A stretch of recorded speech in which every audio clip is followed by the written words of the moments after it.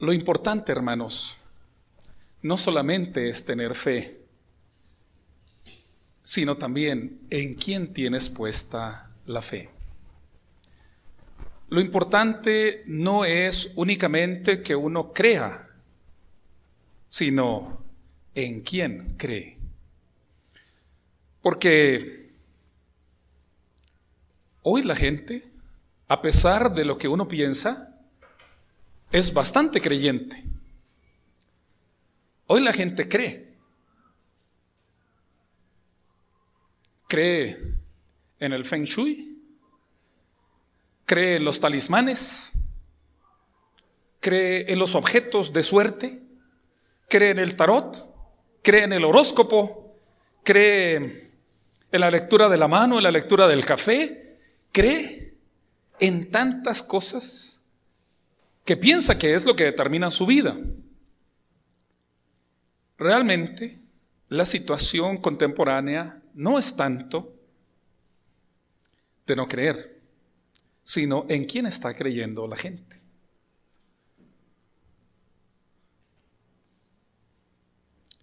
Colosenses, capítulo 2,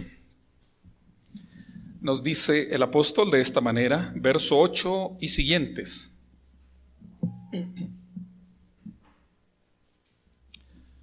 Colosenses capítulo 2, verso 8 y siguientes.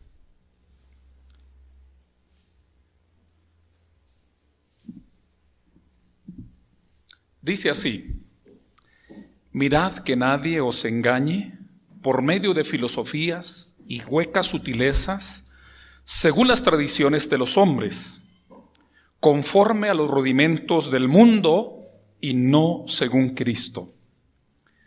Porque en él habita corporalmente toda la plenitud de la deidad, y vosotros estáis completos en él, que es la cabeza de todo principado y potestad.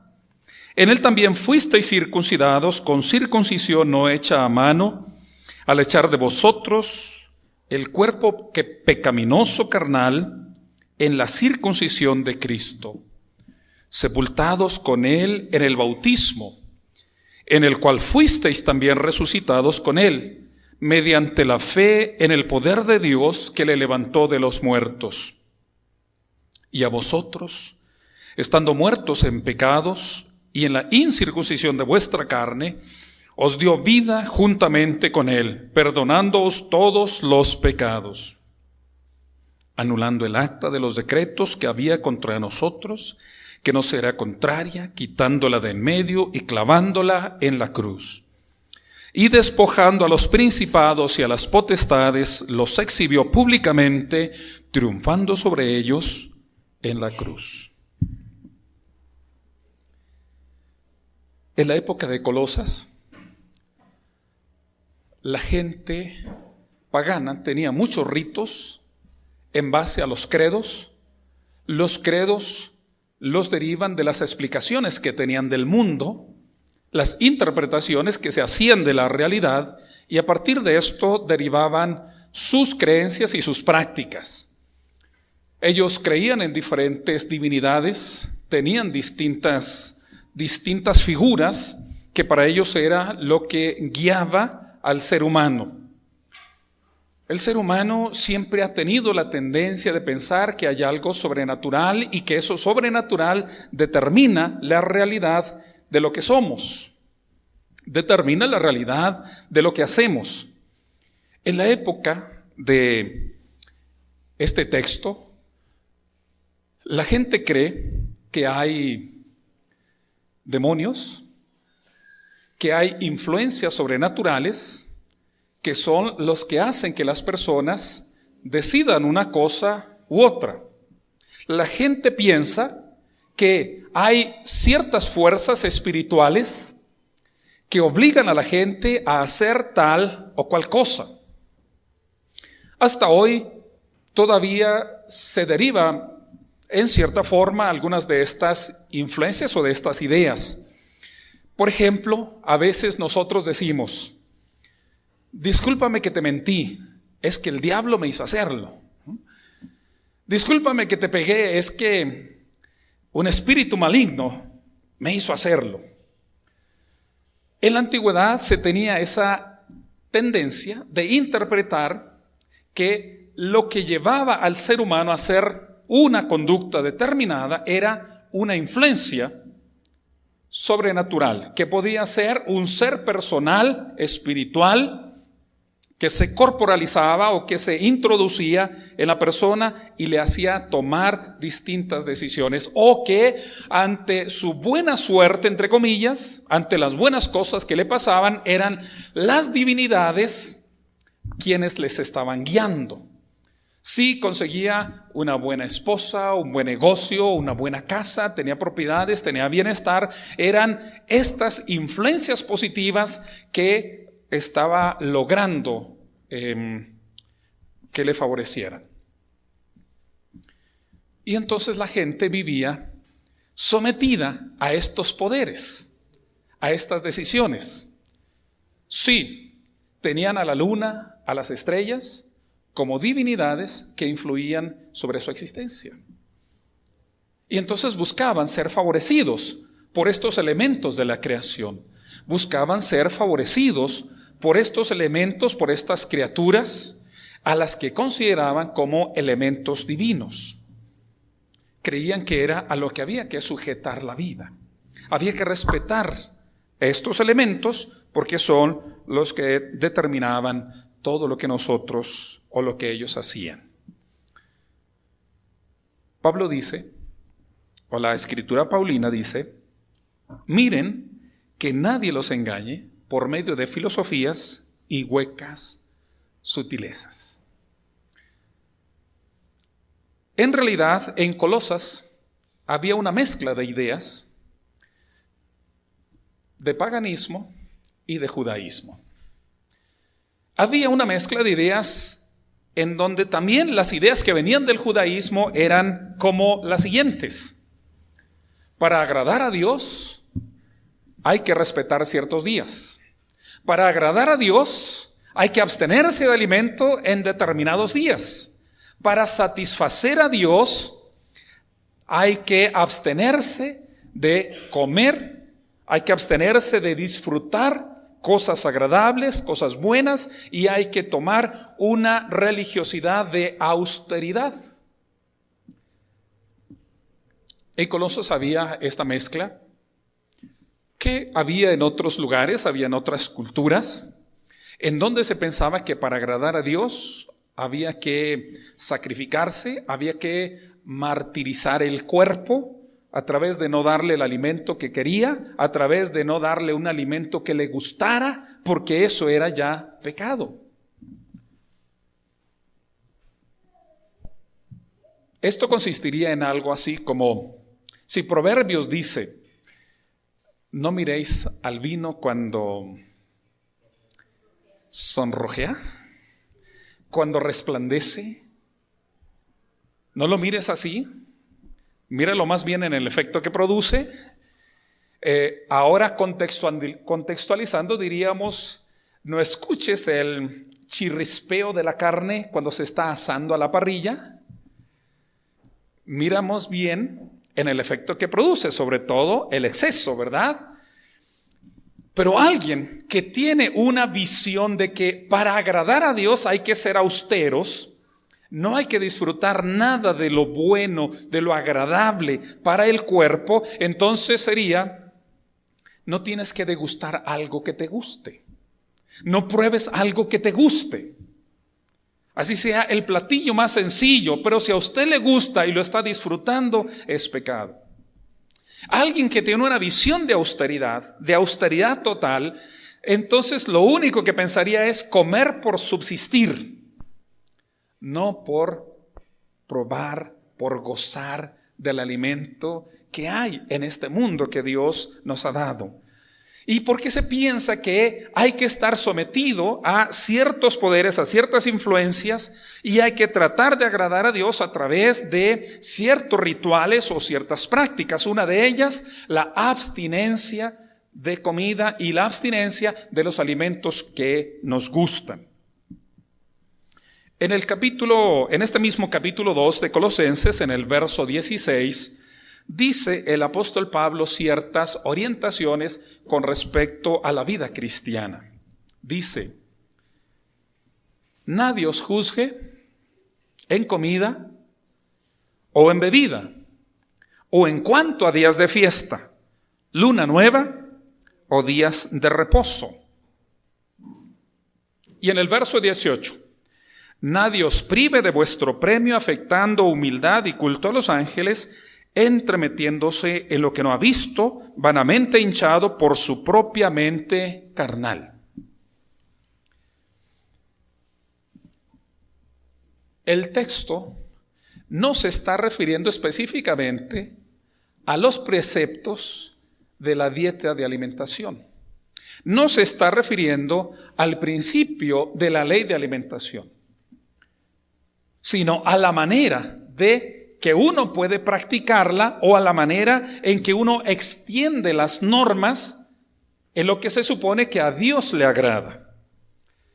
En Colosas había un grupo dentro de la comunidad cristiana que tenía la tendencia a exigir: absténganse de comer tales días, absténganse de alimento tales días no deben de comer, y eran varios días de la semana. Para algunos incluso el sábado tenían que abstenerse de comer porque había que santificar el cuerpo, había que santificar la persona, y la manera de hacerlo era no tomando alimentos. Y cuando alguien tomaba alimentos, cuando alguien consumía para su sustento, entonces era condenado. Estás comiendo y es sábado, estás comiendo y este día tendría que ser de ayuno, estás ingiriendo bebidas y este día tendrías que abstenerte, porque ellos pensaban que la manera de agradar a Dios era mortificar el cuerpo, hacer que al cuerpo le duela, hacer que el cuerpo se lastime. Así como ahora en la religiosidad popular, y cuando hablo religiosidad popular, hermanos, no hablamos con desprecio del catolicismo, sino dentro del catolicismo existen expresiones que se denomina religiosidad popular, porque una cosa es la enseñanza del clérigo, una enseñanza que puede ser educada, que puede ser académica, que puede ser formal, y otra cosa es esa religiosidad que el mismo pueblo ha inventado, que ha forjado. Esa religiosidad que viene de rituales antiguos, ¿no? Rituales ancestrales donde mezclaron la fe del catolicismo, la fe cristiana, con todas sus prácticas. Entonces, cuando hablamos de religiosidad popular, hablamos de las prácticas que tiene el pueblo, como las peregrinaciones, como muchos de los sacrificios que se hacen, de las letanías o de los cánticos, que tiene que ver con mezclas de credos antiguos. En la religiosidad popular se tiene la idea de que para agradar a Dios hay que martirizar el cuerpo. Mientras más metros camines descalzo y se desangren tus pies, Dios se va a agradar más de ti. Mientras más estén peladas tus rodillas, sangrantes, Dios se va a agradar más del creyente. Mientras más sientas el dolor que te punza por un látigo que tiene en las puntas unos clavos, y te golpeas con esos en la espalda y te quedan las marcas, Dios se va a agradar más de ti, porque estás martirizando tu cuerpo. Y se someten a esos poderes como si eso fuera lo que le agradara a Dios, como si a Dios le agradara ver sangre, ver que a uno le duele, que uno sufre. Dice el escritor, con respecto de esta martirización o de esta victimización delante de Dios: nadie te juzgue en comida o en bebida. Pero quiere decir, nadie te juzgue si comes o no comes, si bebes o no bebes. Nadie te juzgue en cuanto a si respetas ciertos días de fiesta o lunas nuevas o días de reposo. Nadie te juzgue si te abstienes de alimentos o no, porque nadie te puede condenar, porque no son los días en sí mismos los que tienen poder, porque no es la abstinencia en sí misma la que te puede salvar. Si yo, por ejemplo, confiar que estoy lleno de méritos delante de Dios porque ayuno 3 días a la semana y me presento delante de Dios y le digo: Dios, me merezco una buena vida. He ayunado 3 días a la semana. Todos los lunes, los miércoles y los viernes ayuno. Entonces tengo suficientes méritos para que tú me bendigas, para que tú me des una buena vida, para que tú me protejas. Yo estoy confiando que el ayuno en sí mismo tiene poder, tiene influencia, que el ayuno en sí mismo me puede santificar. Pero la Escritura, hermanos, nunca señala eso. No es el ayuno en sí mismo lo que me hace más santo delante de Dios. Ni tiene un poder de salvación el ayuno en sí mismo. No tiene el acto, el ritual, un poder en sí mismo. Ni siquiera el que yo coma la Santa Cena, ni siquiera el que yo coma el pan y el vino, tiene poder en sí mismo. Y que yo diga, como ya lo comí, entonces estoy guardado para todo el año. No es un ritual mágico. No es algo que yo pueda decir, entonces soy intocable, porque yo ya hice esta práctica. Hay gente que cree de esta manera en la magia de las cosas. Hay gente que trae un talismán, lo trae en el retrovisor de su auto, piensa que por traer ese talismán está protegido, nunca va a chocar, nunca se lo van a robar, nunca le va a pasar nada en su auto porque trae ese talismán. Y esos talismanes se están yendo en una variedad de cosas, desde un ojo de venado hasta ahora también la figura de la Santa Muerte, que hay quien le da poder y dice: si yo traigo esa estampita me va a proteger porque tiene poder, tiene suficiente poder para guardarme. Hay quien confía en las cosas, hay quien confía en ciertos rituales, en ciertas prácticas, pero Pablo dice que esta vida, estas prácticas de la vida, no tienen en sí mismo el poder ni para limpiarnos, ni para protegernos. Dice en el verso 20: pues si habéis muerto con Cristo en cuanto a los rudimentos del mundo, ¿por qué, como si vivieseis en el mundo, os sometéis a preceptos, a ordenanzas, tales como: no manejes, ni gustes, ni aun toques, en conformidad a mandamientos y doctrinas del hombre, cosas que todas se destruyen con el uso? Estas prácticas de tomar a ciertos objetos como intocables, o de no atreverse a pisar cierto lugar, como una expresión de que eso es lo que nos guarda, de que eso es lo que nos da la salvación, que eso es lo que nos preserva en santidad delante de Dios. Eso fue una expresión desde la época de la iglesia de Colosas. Hay quien en aquella época decían que no se debería de comer carne. No se debería de comer carne. Solo verduras. Si alguien lo hace porque sea su preferencia para su digestión, para su salud, absolutamente aceptable.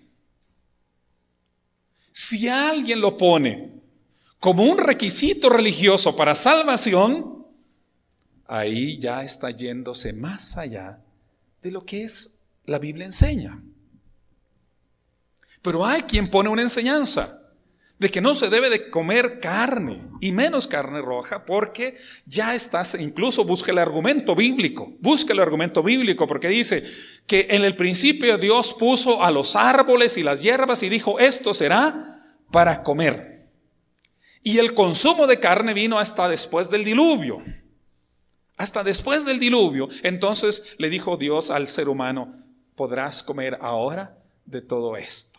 ¿verdad? De todos los animales, yo te los doy para que comas y entonces podrás comer de esta clase de animales y de estos no.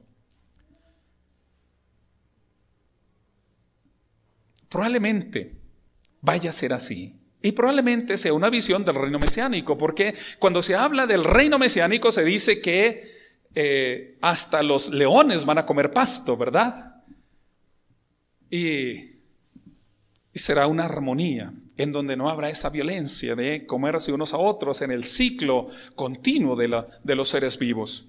Pero cuando se pone como un ritual, cuando se pone como algo mágico, cuando se pone como una exigencia religiosa para merecer a Dios, entonces esto se vuelve en algo, en una exigencia más allá de lo que la palabra señala.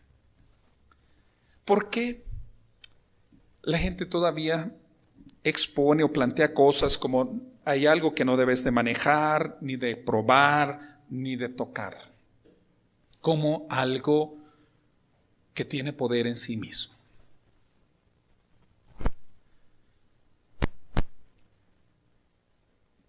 El otro día, en una tienda donde venden los budas, ¿ustedes saben para qué funcionan los budas? ¿Sí saben para qué funcionan las figuras de Buda? No cayeron en la trampa, ¿verdad? ¿Ustedes sí saben para qué los usa la gente a las figuras de los budas? ¿No? Ese señor gordito que está sentado y que si le soba la panza, entonces tiene buena suerte, ¿verdad? Tiene prosperidad. ¿Okay? Yo pasaba por una tienda, estamos ahí curioseando, y entonces yo le sobé la barriga al Buda. Y bueno, alguien que iba conmigo me reprendió y me dice: no lo toques, es pagano, no lo toques, es pagano. Y estoy pensando que por eso es mi mala suerte. Pero ¿saben qué, hermanos? La Escritura dice: el ídolo es nada, no tiene poder en sí mismo. Los ídolos no tienen más poder que el que uno les da. No tienen mayor poder que el que uno les da. Y si uno cree que esos objetos tienen poder, entonces tienen poder, tanto de buena suerte como de mala suerte. Porque uno va viviendo creyendo que está con buena condición, en buena manera, y entonces tiene los elementos a su favor, y uno hace que las cosas funcionen a su favor, por las decisiones que uno toma, por el impulso, por la iniciativa, por la alegría con que uno hace las cosas y le salen bien. Pero uno cree que el poder lo tiene un objeto, o una figura de un Buda, o la figura de un elefante, o la figura de una pata de conejo. A veces cuando la gente dice que la pata de conejo es para buena suerte, yo digo: qué mala suerte tuvo el conejo, ¿verdad? ¿Dónde quedó el resto, ¿verdad?, de ese conejo? Bueno, no tuvo muy buena suerte. A veces nos dejamos guiar por muchas influencias y poderes cotidianos. Estaba leyendo las indicaciones del Feng Shui, cómo tiene uno que distribuir su casa para que todo esté equilibrado y en armonía. Algunos de ustedes siempre están peleando en la casa porque tienen mal orientada su cama, tienen mal orientada su sala, está mal orientada su ventana, está mal dirigida ahí toda la energía. Por eso hay muchos pleitos, por eso no se llevan bien los papás y los hijos.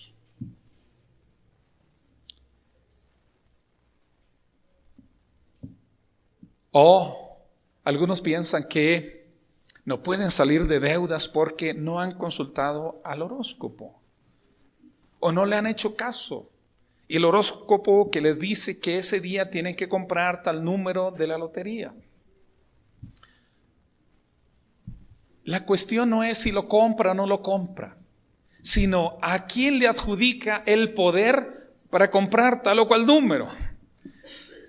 Alguien lo puede comprar y simplemente pensar: el azar puede hacer que yo me encuentre una buena fortuna. Pero puede ser que diga: no, es que el horóscopo me dijo que este día tenía que comprar este número.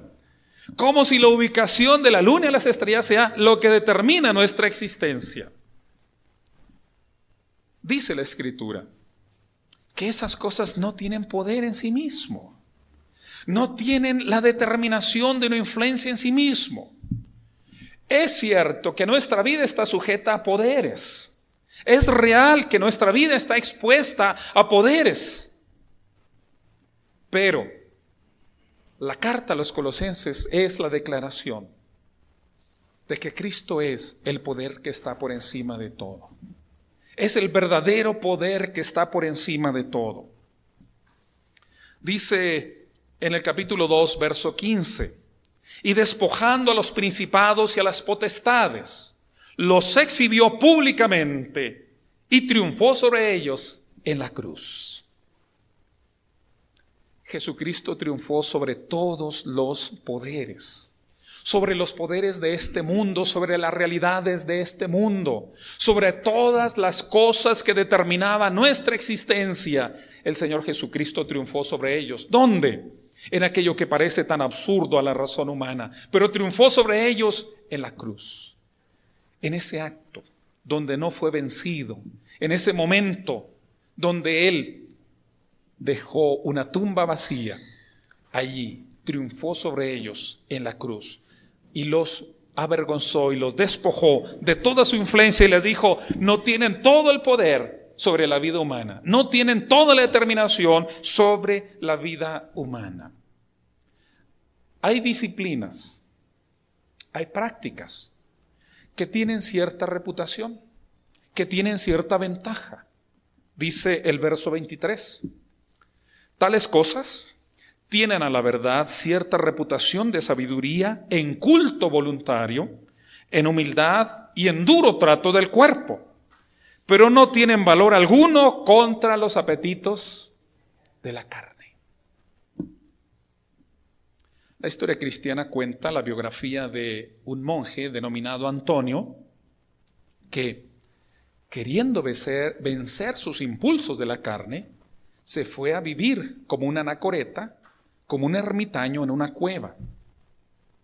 Y lo único que se llevó consigo fue un costal de cebada.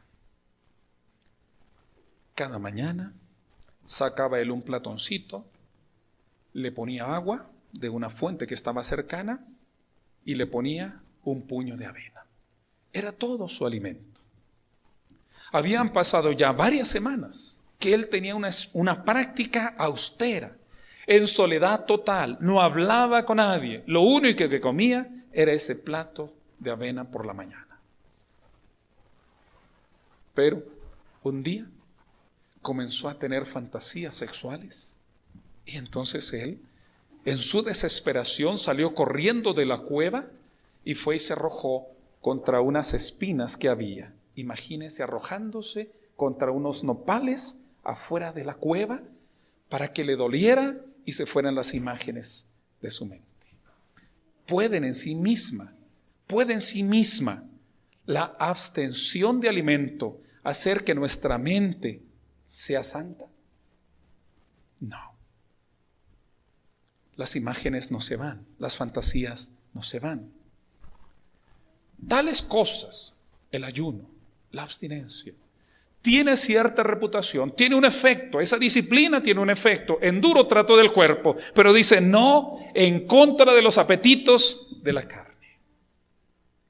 No por mucho que un avaro se abstenga de gastar dinero, no por eso deja de soñar en tener cada vez más. Sigue teniendo codicia. Tales cosas, tales prácticas pueden tener cierto beneficio, pero no producen el efecto de santidad. Si alguien quiere encontrar la santidad por la práctica del ayuno, o porque se acuesta sobre el piso de arena todos los días y se cobija con un saco de yute, no por eso va a encontrar la santidad. ¿Dónde va a encontrar el verdadero poder para transformar su vida? Solo en Cristo Jesús. Solo en Cristo Jesús. No importa solo creer, sino en quién crees. ¿Cuál es el poder que está sobre tu vida? Para nosotros lo importante, hermanos, es creer verdaderamente en Jesucristo. No hay mayor poder que el poder de Él. Ningún talismán, ningún objeto de buena suerte para el mundo tiene el verdadero poder que tiene Cristo Jesús. Nadie puede transformar nuestra vida sino únicamente el Señor Jesucristo. Él tiene el poder sobre nosotros, porque Él venció la muerte, porque Él resucitó, porque Él es ya el nuevo ser, el nuevo Adán, y porque Él está sentado a la diestra del Padre, y porque Él habrá de venir con poder y gloria para transformar todo el mundo. Solo en Él nosotros confiamos que Él puede transformar nuestra persona. ¿Quieres que te vaya bien en la vida? Cree en el poder de Cristo Jesús. ¿Quieres verdaderamente ser liberado de la culpa? Cree en la gracia, en el poder de Cristo Jesús. Creer a Cristo es dejar que Cristo moldee nuestra vida, es confiar que Él sea nuestro modelo a seguir. Colosenses es el mensaje de la supereminencia de Cristo Jesús. Él es el que está por encima de todas las cosas. Él es el que tiene el verdadero poder para transformar nuestra persona. Él puede transformar nuestros hábitos, Él puede transformar nuestros pensamientos, Él puede quitar nuestra culpa, Él puede modificar todas nuestras emociones. Solo Él. Si habéis pues resucitado con Cristo, buscad las cosas de arriba donde está Cristo sentado a la diestra de Dios. Poned la mira en las cosas de arriba, no en las de la tierra. Porque habéis muerto y vuestra vida está escondida con Cristo en Dios. Cuando Cristo vuestra vida se manifieste, entonces vosotros también seréis manifestados con Él en gloria. Preferimos creer en Cristo Jesús. Él tiene el verdadero poder de todas las cosas en todo el universo. Y en nuestra vida en particular, así lo es. En Él creemos. Dios les bendiga.